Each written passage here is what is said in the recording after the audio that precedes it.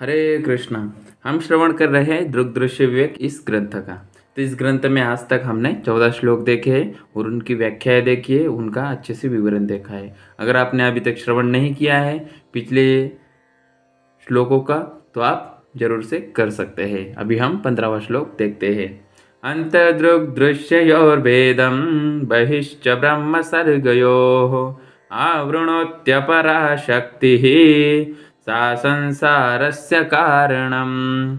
अर्थात अंदर दृष्टा और दृश्य के भेद तथा बाहर ब्रह्म और सृष्टि के बीच भेद को आवरण शक्ति आच्छादित कर देती है और वही संसार का कारण है।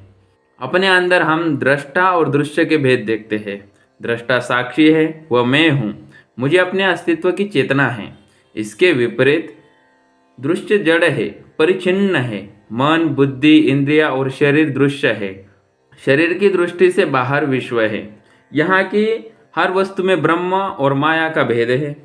वस्तु में सत की प्रतीति ब्रह्म है और नाम रूप जो है वह माया है। माया की अपरा शक्ति इन अंतर बाह्य भेदों को आवृत्त किए हुए है। आवरण अज्ञान का है, वह ज्ञान से ही निवृत्त हो सकता है। कुछ लोगों की धारणा है कि योग और उपासना से ही सब कुछ हो जाएगा, इसी से मुक्ति मिल जाएगी। ऐसे लोगों को स्पष्टतः समझ लेना चाहिए कि प्राणायाम और जप तप से मन का विक्षेप कम होता है, पर उससे जो शांति मिलती है उसी को सब कुछ नहीं समझ लेना चाहिए। वो शांति क्षणिक होती है। प्राणायाम आदि छोड़कर व्यवहार में आते ही मन में विक्षेप आ जाते हैं और सुख दुख का अनुभव होने लगता है। विक्षेप का भी कारण आवरण है, इस ज्ञान से दूर करना चाहिए। प्राणायाम आदि की यही उपयोगिता है कि इनके अभ्यास से मन को शांत रखकर वेदांत का श्रवण करना चाहिए। प्राणायाम से ईश्वर दर्शन या ब्रह्म ज्ञान नहीं हो सकता, उसका अपना प्रयोजन, अपनी सीमा है। भजन, पूजन, जप, तप, प्राणायाम आदि मन को शांत करने के लिए है। ये ज्ञान प्राप्त करने की तैयारी है। शांत मन होने पर श्रवण, मनन, निधि ध्यान करना चाहिए। इससे अज्ञान नष्ट होगा, आवरण हटेगा। दृष्टा को दृश्य, दृश्य को दृष्टा मानकर हम भ्रम में पड़े हुए हैं। यह भ्रम विचार से ही नष्ट होगा। जिन लोगों को दृष्टा और दृश्य का भेद स्पष्ट नहीं है, वे अपने शरीर को ही अपना रूप मानते हैं। ऐसे लोगों को संसारी कहते हैं। अपने शरीर, मन, बुद्धि को अपना सत्स्वरूप समझकर संसार में रहने वाला व्यक्ति राग द्वेष और अहमता ममता से ग्रस्त रहता है। संसारी होने का यही लक्षण है। संन्यास आश्रम और गृहस्थ आश्रम के आधार पर किसी को असंसारी या संसारी कहना उचित नहीं है। किसी व्यक्ति के पत्नी, बच्चे आदि है, वह एक घर में रहता है, इस बात से वह संसारी नहीं हो गया। इसी प्रकार यदि कोई घर बार छोड़कर संन्यास ले ले अथवा विवाह न करे, ब्रह्मचारी बना रहे, तो भी वह संसार से मुक्त नहीं हो गया। असंसारी होने के लिए व्यक्ति किसी भी आश्रम में रहे, इसकी मर्यादा नहीं है। शरीर आदि में उसकी अहम बुद्धि न होनी चाहिए, वह अपने सत्स्वरूप में स्थित रहे, यही आवश्यक है। देह बुद्धि रखने वाला ब्रह्मचारी और सन्यासी भी संसारी ही है। अद्वैत मकरंद में कहते हैं, इस संसार का अस्तित्व अविचार पर ही अवलंबित है। विवेका भाव जीवनः। यदि कभी संसार के विषय में विचार करो, यदि संसार के विषय में विचार न करो तो यह सदा सत लगेगा, टिका रहेगा। विचार करने वालों के सामने यह नहीं आता है, न जाने कहाँ विलीन हो जाता है। यदि स्वप्न में ही आसक्ति हो जाए और उसी को देखते रहने की इच्छा हो तो जागो मत, स्वप्न चलता रहेगा। पर यह याद रखना चाहिए कि यदि उसमें सुख लगता है तो कभी दुख भी लग सकता है। सुख दुख में पड़ने वाला, राग द्वेष का अनुभव करने वाला और बार बार शरीर धारण कर कर्म फल भोगने वाला जीव कौन है, उसका क्या स्वरूप है, अगले श्लोक में भगवान शंकराचार्य बताते हैं। साक्षिण पुरतो भानम लिंगम देहेन संयुतम चिदिच्छाया समावेशात् जीवस्याद्व्यवहारिकः। अर्थात साक्षी चैतन्य से अधिष्ठित स्थूल शरीर से युक्त हुआ लिंग शरीर चित्त प्रतिबिंब के प्रवेश से व्यवहारिक जीव बनता है। हम देख चुके हैं कि साक्षी लिंग शरीर और स्थूल शरीर से भिन्न है। वह दृष्टा है और अन्य सब कुछ जो है वो दृश्य है। लिंग शरीर इतना सूक्ष्म है और उसमें यह विशेषता है कि साक्षी का चैतन्य उसमें प्रतिबिंबित हो सकता है। उस प्रतिबिंबित को चित छाया कहते हैं। दर्पण के प्रतिबिंब की तरह ये चित छाया न साक्षी है न लिंग देह, किंतु लिंग देह उससे तादात्म्य कर अपने को चेतन मान लेता है और स्थूल शरीर में अहम भाव रखकर जीव बन जाता है। अन्य शब्दों में कह सकते हैं कि चैतन्य प्रकाश लिंग शरीर से तादात्म्य कर जब स्थूल शरीर के द्वारा संसार में व्यवहार करता है तो उसे व्यवहारिक जीव कहते हैं। जीव का तादात्म्य, जीव का वास्तविक स्वरूप चैतन्य स्वरूप ही है। लिंग और स्थूल शरीर से तादात्म्य उसकी भ्रांति है।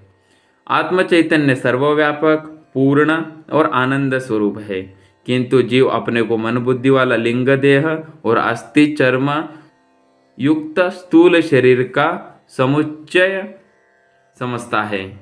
इसी भ्रामक तादात्म्य के कारण वह समझ बैठा है कि वो पूर्ण नहीं है, आनंद स्वरूप नहीं है। वो समझता है कि विषयों के संग्रह से वह पूर्ण बनेगा और उनके उपभोग से वह सुखी होगा। इस भ्रामक धारणा का नाश आवरण नष्ट होने पर ही हो सकता है।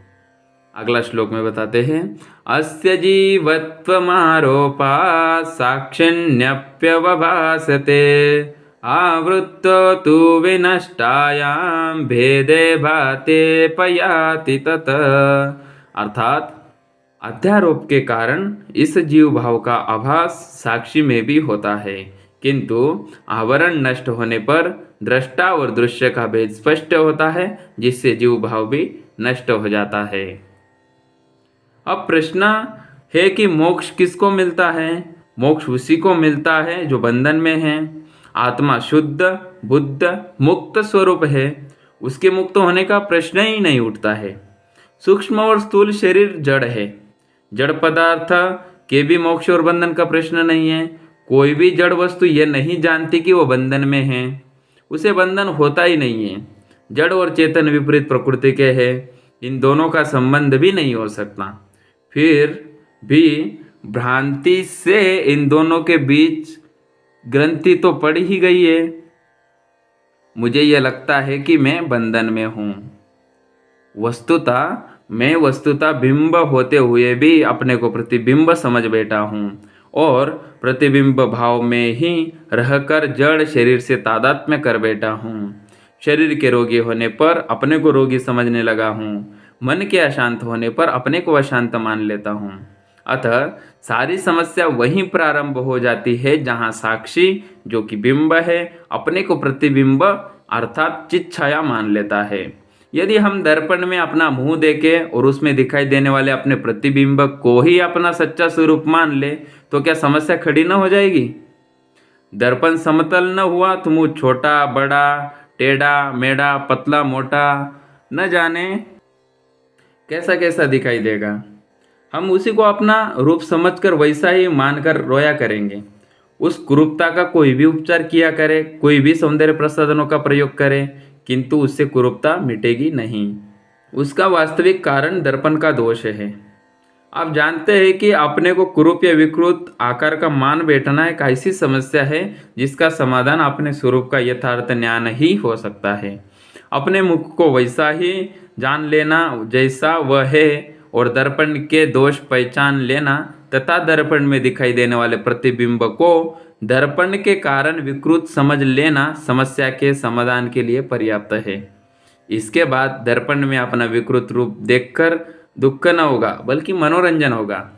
इस प्रकार ज्ञानी व्यक्ति जान लेता है कि उसका वास्तविक स्वरूप सच्चिदानंद है। वह असंग निर्विकार, दोष विकार और कमियां शरीर इंद्रिया मन बुद्धि आदि में हैं, उनसे तादात्म्य में रखने के कारण वे सब आत्मा में अनुभव होते हैं। ऐसा जानने वाले को दुख कैसे हो सकता है? उसे नाना रूपात्मक संसार मनोरंजन का विषय लगेगा। अष्टावक्र का शरीर 8 जगह से टेढ़ा था, किंतु वे तत्वदर्शी थे। एक बार उन्हें राजा जनक के दरबार में जाना पड़ा। वहाँ बैठे लोगों ने उन्हें देखकर हंस दिया। उन्होंने भी हंसते हुए राजा जनक से पूछा, मैंने सुना था कि आपके दरबार में सभी ज्ञानी हैं, किंतु यहाँ कर देखता हूँ कि यहाँ सब चमार लोग बैठे हैं। इन्हों तो केवल चमड़े का शरीर दिखाई देता है। अष्टावक्रों को स्वयं कोई दुख न था। वे अज्ञानियों की तरह अपने शरीर से तादात्म्य न रखते थे। संक्षेप में तात्पर्य यह है कि दृष्टा और दृश्य पर अज्ञान का आवरण पड़ जाने से बंधन और सब प्रकार के दुख उत्पन्न हो गए हैं। जैसे चिड़िया दर्पण में चोंच मार मार कर घायल हो जाती है, किंतु दर्पण में प्रवेश नहीं कर पाती है। चिड़िया को दर्पण में प्रतिबिंबित अपने शरीर और अपने स्वरूप का प्रमाणिक ज्ञान नहीं हो पाता है, इसलिए उसकी समस्या सदा बनी रहती है। प्रमाण के बिना मनुष्य भी संसार में अपना सिर मारा करते हैं। उनकी स्थिति चिड़िया से कुछ अच्छी नहीं है, किंतु उसे मनुष्य शरीर में प्रमाण पाने का अधिकार है। वो चाहे तो अपने अधिकार का प्रयोग कर सत्य को जान सकता है और अपना सिर फोड़ना बंद कर आनंद प्राप्त कर सकता है। जीव भाव समाप्त होकर आत्म भाव प्राप्त हो सकता है। जीव भाव जाने के साथ कर्ता भाव, भोक्ता भाव, राग द्वेष और विषयों का सुख दुख भी चला जाएगा। आत्मा भाव आने के साथ पूर्णता, कृतकृत्यता, निर्भयता और परमानंद भी प्राप्त होगा। अगला श्लोक देखते हैं। तथा सर्ग ब्रह्मणोश्च भेदमावृत्य तिष्ठति या शक्तिस्तद्वशात् ब्रह्म विकृतत्वेन भासते। अर्थात उसी प्रकार जो शक्ति ब्रह्म और सृष्टि के बीच के भेद को आच्छादित करती है, उसके कारण ब्रह्म विकृत रूप से दिखाई देता है। माया का आवरण जैसे दृष्टा व दृश्य पर पड़ गया है, वैसे ही बाहर ब्रह्म और सृष्टि पर भी पड़ा हुआ है। अविवेक के कारण केवल नाम रूपात्मक सृष्टि दिखाई देती है, उसका अधिष्ठान दिखाई देते हुए भी नहीं दिखाई देता है। इसलिए कबीरदास जी कहते हैं, माया महा ठगनी में जानी। माया सब संसार को ठग रही है। ठग क्या रही है? हम सब अपने को ठगा रहे हैं। हम अपनी आंखें बंद किए किसी उसी पर विश्वास किए रहते हैं। न हम कभी विचार करते हैं और न माया को हमसे भय होता है। हम माया के प्रपंच में पड़े अपने ही कर्मों से दुखी हुआ करते हैं। नाम और रूप को ही सत्य माने रहना बहुत बड़ी मूर्खता है। यदि मेरा नाम विवेक है तो मैं जहाँ कहीं विवेक शब्दों को देखूँ तो क्या मैं उसी को अपना रूप या अपना स्व मान लूँगा? यदि ऐसा करता हूँ तो क्या आप इसे उपहासास्पद नहीं कहेंगे? यदि मार्ग में मुझे किसी नाम पट पर विवेक लिखा मिल जाए तो क्या मैं वही यह कहकर बैठ जाऊँगा और यह रहा मैं? नाम और रूप को ही सत्य माने रहना बड़ी मूर्खता है। यदि मेरा नाम विवेक है तो मैं जहाँ कहीं विवेक शब्द को देखूँ तो क्या मैं उसी को अपना रूप या अपना स्व मान लूँगा? यदि ऐसा करता हूँ तो क्या आप इसे उपहासास्पद नहीं कहेंगे? यदि मार्ग में मुझे किसी नाम पट पर विवेक लिखा मिल जाए तो क्या मैं वहीं यह कहकर बैठ जाऊँगा कि यह रहा मैं? थोड़ा सा विचार करने पर समझ में आ जाता है कि संसार के नाम और रूप को ब्रह्म या सत्य मान लेना अज्ञान है और ये विकारवान और परिवर्तनशील है। नाम और रूप दोनों ही नष्ट होते रहते हैं। एक रूप नष्ट होने के साथ उसका नाम भी नष्ट हो जाता है। दूसरा रूप उत्पन्न होते ही हम उसे दूसरा नाम भी दे देते हैं। संसार में यही क्रम सर्वत्र चलता है। जिस आधार के ऊपर ये नाम रूप बनते बिगड़ते रहते हैं वह कूटस्थ नित्य ब्रह्म है। वह सदा अपरिवर्तनीय और निर्विकार बना रहता है। ब्रह्म और सृष्टि का यह भेद स्पष्ट है, किंतु माया के आवरण ने इस भेद को मिटा दिया है। परिणाम यह हुआ कि संसार कि हम ब्रह्म को ही विकारवान समझने लगे। ब्रह्म परिवर्तित होकर संसार बन गया, उसकी ब्रह्मता नष्ट होकर संसारिकता रह गई। जैसे हमने विचार द्वारा दृग और दृश्य को पृथक करके देखा था, उसी प्रकार यहाँ भी विचार करना पड़ेगा। ये दिखाई देने वाले सब वस्तुओं के रूप ब्रह्म नहीं है, ये तो मिथ्या है, नश्वर है। ब्रह्म तो वह अधिष्ठान है जो लुहार की निहाई की तरह एक समान अपरिवर्तनीय बना रहता है। बस उसके ऊपर नाना रूप क्षण क्षण बनते बिगड़ते रहते हैं। तो अगले श्लोक में हम बताते हैं कि ब्रह्म निर्विकार है और सृष्टि विकारवान। विचार के द्वारा अज्ञान का आवरण हटाकर ऐसा जान लेना चाहिए। श्लोक नंबर 19 हम देख रहे हैं। अत्राप्यावृत्तिनाशेन विवाते ब्रह्म सर्गयोः भेदस्तयोर्विकारस्यात् सर्गेन ब्रह्मणि क्वचित। अर्थात यहाँ पर भी आवरण के नष्ट होने पर ब्रह्म और सृष्टि का भेद स्पष्ट दिखाई देता है। सभी विकार सृष्टि में हैं, ब्रह्म में कदापि नहीं। जो वस्तु विकारवान है, परिवर्तनशील है, उसके विषय में बुद्धि भी व्यभिचारिणी रहती है। व्यभिचारिणी बुद्धि एक जैसी नहीं रहती, वह बदल जाती है। सोने की अंगूठी में जो अंगूठी का रूप है वो परिवर्तनशील है। अंगूठी बदलकर कानों का कुंडल बन सकती है। कुंडल बन जाने पर तद विषयक बुद्धि भी बदल जाती है। अंगूठी बुद्धि कुंडल बुद्धि हो जाती है। अंगूठी की तरह समस्त सृष्टि रूप मात्र है, ये रूप बदला करते हैं। इसलिए रूप और आकार वाली सृष्टि को संसार कहते हैं। संसरति इति संसारः। सृष्टि का अधिष्ठान तो वह सत वस्तु है जिसमें किंचित परिवर्तन नहीं होता है। उस सत के विषय में बुद्धि अव्यभिचारिणी रहती है। उधर सृष्टि का आधार सच्चिदानंद ब्रह्म है और इधर अपने अंदर समस्त दृश्य वर्ग का साक्षी आत्मा भी सच्चिदानंद है। यह आत्मा और ब्रह्म एक है। यही वेदांत का प्रतिपाद्य विषय है। आत्म चैतन्य के रूप में जिस तत्व की स्फुरना हो रही है वही समस्त विश्व का अधिष्ठान और महान होने के कारण ब्रह्म है। अब विचार करना चाहिए कि जगत में स्थित एक शुद्ध प्राणी हूँ या मैं इतना महान हूँ कि समस्त विश्व मेरे एक अंश में समाया हुआ है। क्या परिवर्तनशील जगत के साथ मैं भी परिवर्तित हो रहा हूँ, अथवा मैं सब परिवर्तनों का साक्षी नित्य कुटस्थ हूँ? वस्तुतः मैं ब्रह्म स्वरूप हूँ, सर्वत्र मैं ही व्याप्त हूँ। मन की वृत्तियों मेरा ही रूप है। इंद्रिया और शरीर मुझ पर ही आश्रित है। संसार की सब वस्तुएं मेरा आधार धारण किए हैं। ऐसा कौन सा स्थान है जहाँ मैं नहीं हूँ? मैं सर्वत्र हूँ। लोग कहते हैं कि मेरा मन भटकता है। भटके मन देखे कहाँ जाता है? वह जहाँ जाएगा वहाँ भी आत्मा चैतन्य विद्यमान है। मुझ आत्मा को छोड़कर मन कहीं जा नहीं सकता। हम जो कुछ देखते हैं और मन जहाँ जहाँ जाता है वहाँ ब्रह्म क्या है और संसार क्या है, इसका विवेक करने का तरीका अगले श्लोक में बताते हैं। तो ये श्लोक जो है काफ़ी इम्पोर्टेंट है, इसको कृपया ध्यान से सुनना चाहिए। अस्ति भाति प्रियं रूपं नाम चैत्यंश पंचकम् आद्यत्रयं ब्रह्म रूपं जगद्रूपं ततोद्वयम्। अर्थात अस्ति यानी सत्ता, भाति चैतन्य, प्रिय आनंद, नाम और रूप, ये 5 अंश है।